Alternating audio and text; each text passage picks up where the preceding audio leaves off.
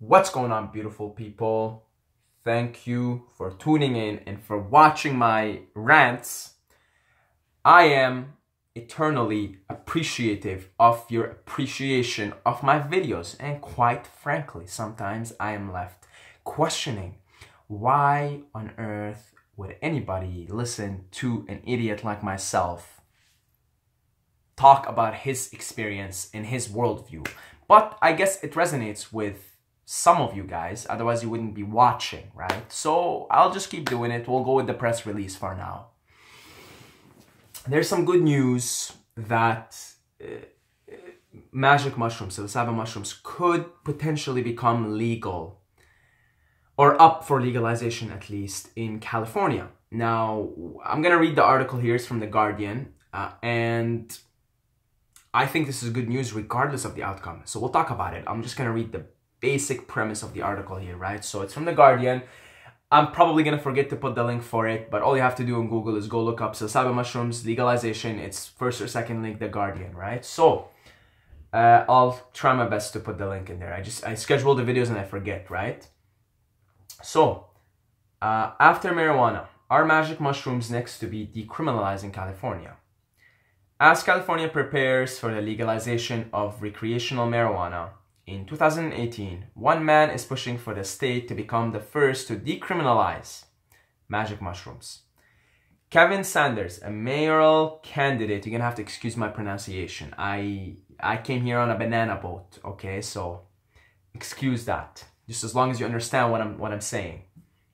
Kevin Sanders, a mayoral candidate for the city of Marina, just south of the San Francisco Bay, has filed a proposal that would exempt adults over the age of 21 from any penalties over possessing, growing, selling, or transporting psychedelic psilocybin mushrooms.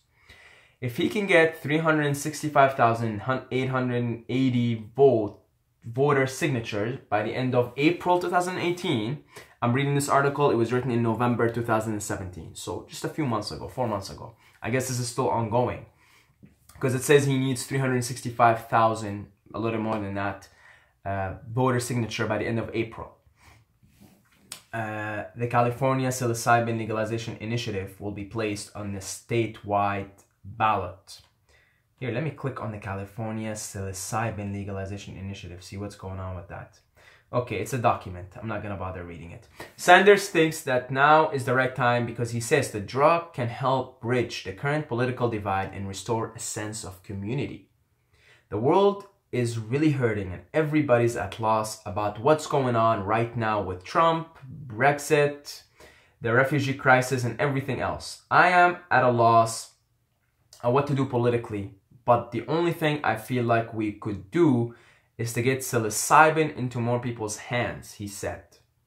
It deflates the ego and strips down your own walls and defenses and allows you to look at yourself in a different light, he said, adding, it could allow people to figure out what to do and could revolutionize the way we treat those with depression, addiction, and cluster headaches.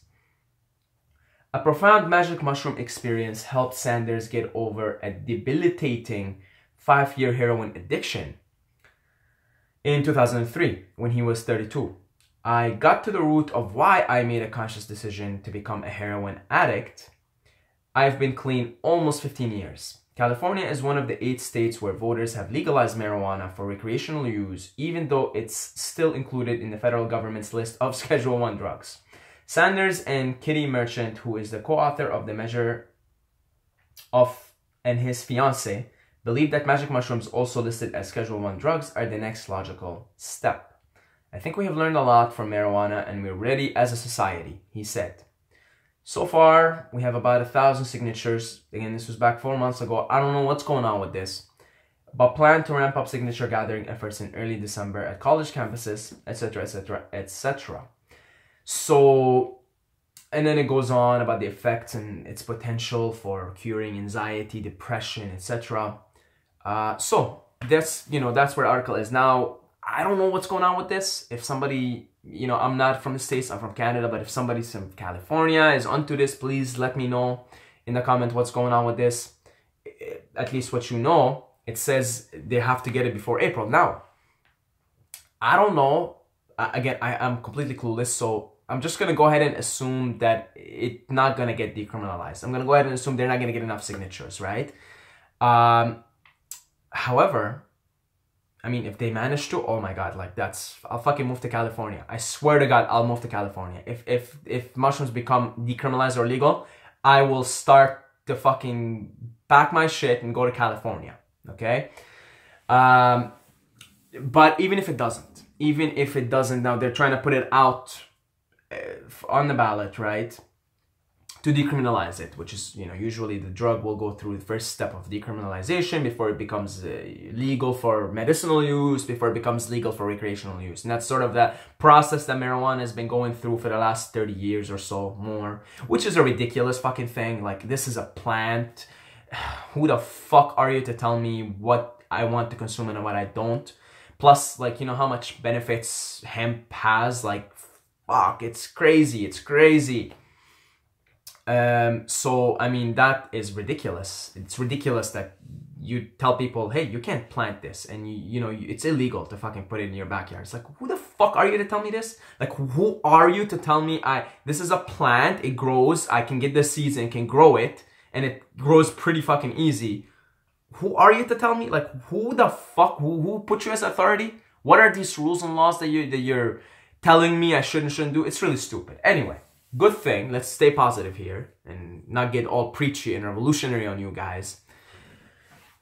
It's becoming legal in, like, you know, now it's been decriminalized in certain areas. It's becoming legal for recreational use. And psilocybin mushrooms, as this mayor is saying, it's the next logical step. Now, even if they don't get to manage to get enough signatures, this is a fucking good start. Let's get practical here, right? We have to play the cards we're dealt with. Shitty governments, shitty laws, shitty regulations. We gotta play with the cards we're dealt with. This is a good step. This is sort of the first fresh air. You know, it's a breath of fresh air. You know, the fact that they're trying to get signatures to put it on the ballot to be decriminalized. That's a great start. I don't know what's going on with it right now, but that is a great start, man. You know what that means? That means even if it doesn't happen now, it's going to happen very soon. Very soon. So the psilocybin mushrooms are going to become decriminalized in certain parts of the States, probably in certain parts of Canada also. Canada tends to have more relaxed drug regulations, especially if you live in British Columbia. And I really think that the West Coast is where it all starts. I mean, I live in Ontario, right? So we're a little bit more conservative with our laws and regulations. But down in West, you know, they call it the Wild West for a reason, right?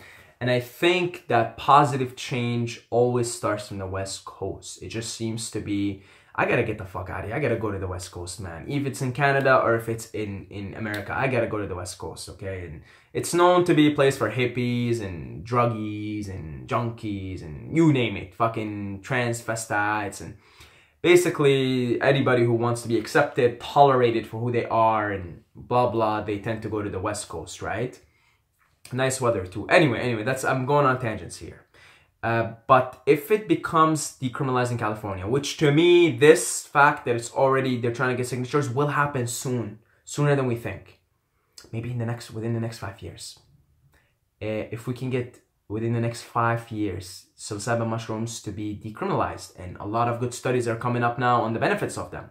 If we can back it with science, then you know it's a matter of time before psilocybin mushrooms become decriminalized in the United States and in Canada and in hopefully the rest of the world. And we can follow the example of Portugal, which decriminalized all drugs, everything, because they tell you you're gonna fucking get it anyway. So when they decriminalized it, they actually saw a decrease in crime rate, and they've also seen a decrease in the use of the drug. Not a significant one, but a decrease also, believe it or not. Because when something's forbidden, everybody wants to do it. But when it's like, oh, you can get it, it's that forbidden element is not there anymore. You know, so anyway, this is a good start. There's a lot of medicinal benefits to psilocybin mushrooms. We're having studies like the John Hopkins study and many other studies coming out showing the profound effects that even one trip, one use of psilocybin mushrooms or LSD can have on the user. Depression, PTSD, it's incredible. And I think the reason why this rather ancient knowledge, I mean, shamans and people in the Amazon and our ancient ancestors, you know, if you were to tell them, by the way, we made this thing, this mushroom, illegal, you can't grow it, they'll probably look at you and be like, what do you mean? Like, what the fuck is wrong with you? You know, they knew about this shit, they knew about its effects long ago. And